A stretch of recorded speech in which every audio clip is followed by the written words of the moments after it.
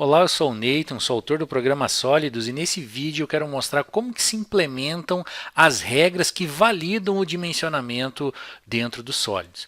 Primeiro vamos dar uma olhada como eram as regras dentro do C3DREN, o segundo melhor programa de dimensionamento de redes de drenagem e esgoto, porque agora o melhor é os sólidos, né?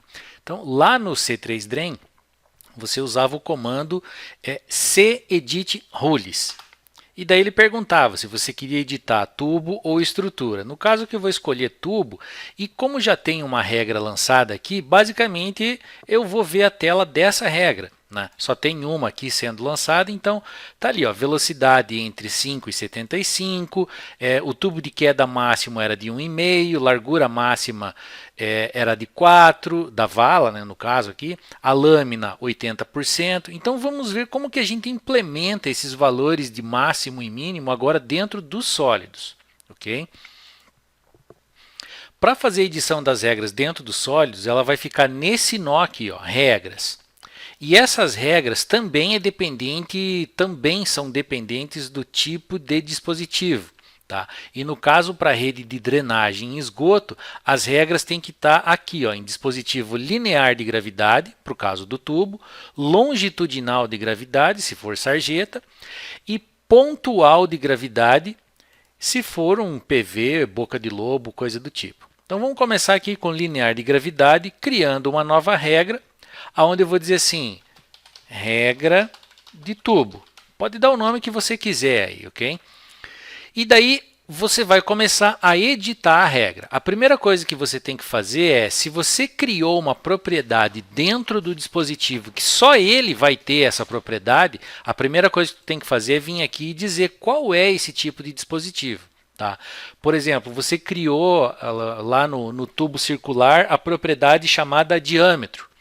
Só que diâmetro só existe no tubo circular, então você vai ter que vir aqui e escolher esse tubo circular, ok? Se for validar somente propriedades que existam em todos os tipos de dispositivos lineares, aí sim você pode deixar marcado aqui essa opção de dispositivos lineares, tá certo? Aí pronto, vamos validar aqui a lâmina máxima, por exemplo. Então você vai escrever aqui o nome da regra, lâmina máxima, e vai dizer que ela é um problema ou é crítico. Tá? Então, aviso seriam regras que não impedem a sua rede de funcionar. Ela avisa para você que tem um problema ali, mas aquilo não vai impedir o tubo de funcionar, por exemplo. Se for crítico, significa que a regra sendo violada, a sua rede não vai funcionar. Então fica a seu critério decidir quando que a regra é crítica ou quando ela é um aviso. Então aqui por enquanto eu vou colocar a lâmina como um aviso, ok? Aí você vai vir aqui nessa primeira célula e vai colocar a primeira opção, porque não tem nenhum concatenador ainda. Depois eu explico o que é um concatenador. E daí você vai dizer assim, olha, a lâmina, então aqui no caso a lâmina você vai encontrar em cálculos, hidráulica no início do plano, lâmina escoando. E daí, lâmina escoando.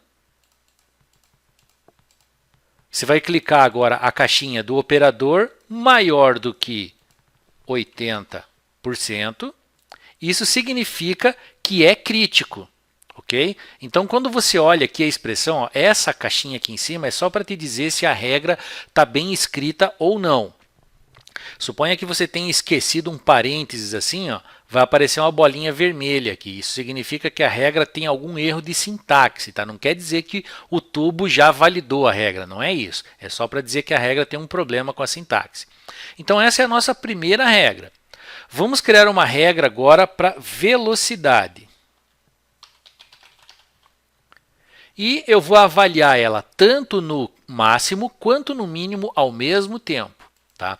E daí eu vou dizer assim, ó, aviso, vou pedir a primeira opção aqui como vazio, e agora vai ficar evidente o porquê do vazio. Tá?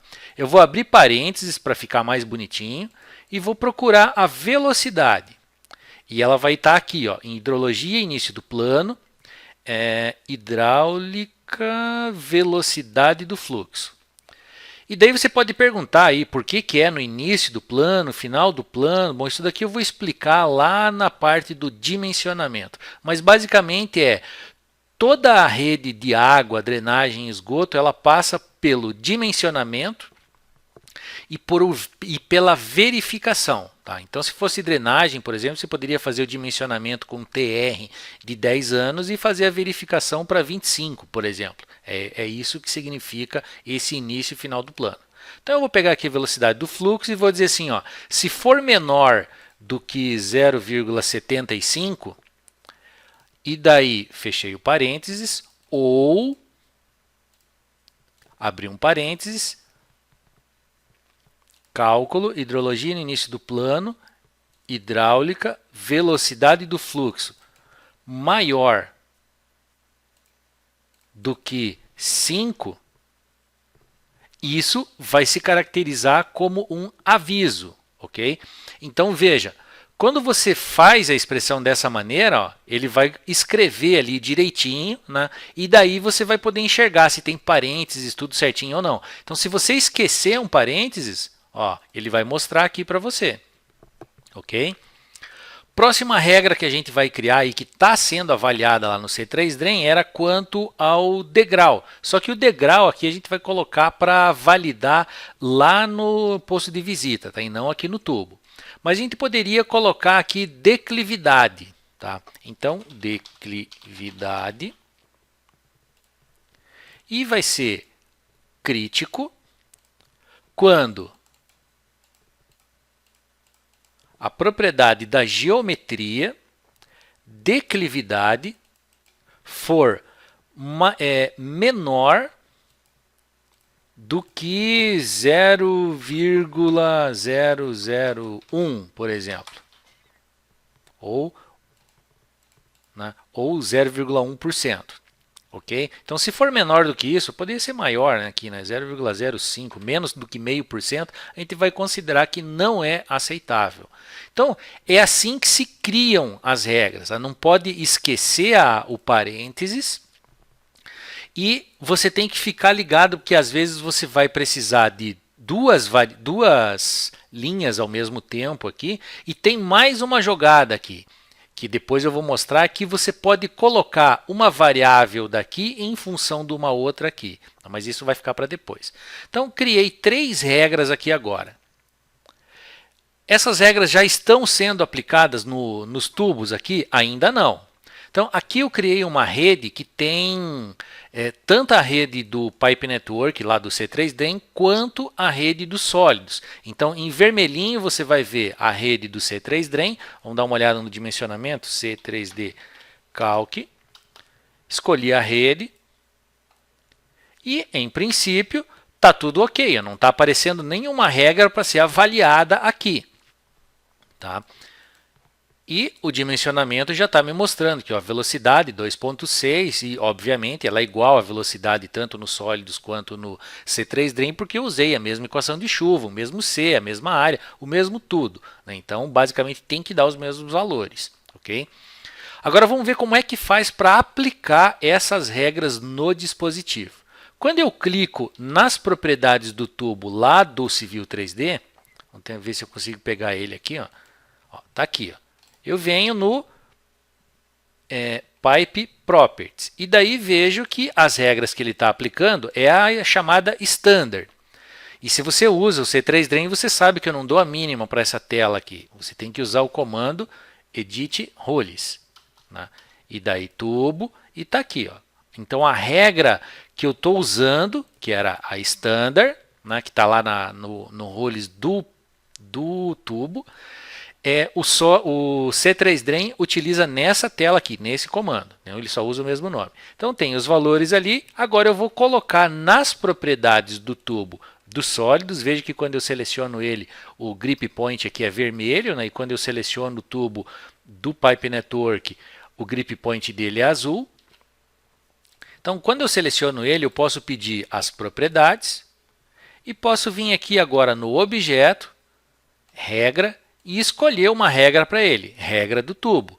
Você vai ver aqui que se você tiver várias regras, só vai aparecer aquelas que são compatíveis com esse tipo de dispositivo. certo? Então, coloquei a regra ali agora nesse dispositivo. Porque eu lancei a rede inicialmente sem regra nenhuma. Tá? E agora eu vou fazer o mesmo com esse daqui.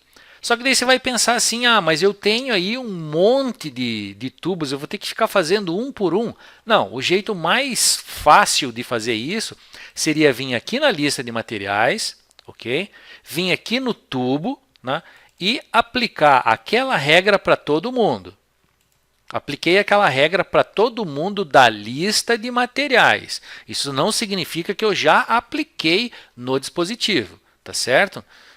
Agora vamos pegar aqui esse dispositivo e vamos dar uma olhadinha aqui nas propriedades dele. Ó. Você pode vir a ver as propriedades do dispositivo tanto por aqui, ó, nessa tela aqui da aba Propriedades, que é o correspondente ao Properties do AutoCAD, ou você pode chamar o comando sprops, né, e selecionar o tubo. Dá na mesma, tá?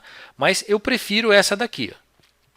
E daí aqui você vai escolher então o tubo, clicando aqui em cima, porque você pode ter aqui os dados do dimensionamento e os dados da verificação. Então aqui você está vendo, vamos dizer assim, basicamente a geometria do elemento. Então esse daqui está com a regra correta porque eu já tinha arrumado, mas esse daqui não. Então você pode vir por aqui e mudar aqui.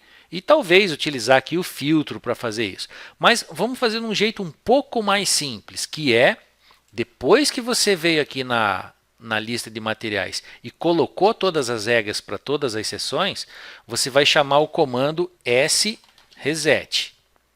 Esse comando ele vai fazer o seguinte, ó, selecione os dispositivos. Aqui no caso eu vou digitar all para todo mundo. E daí ele selecionou todo mundo.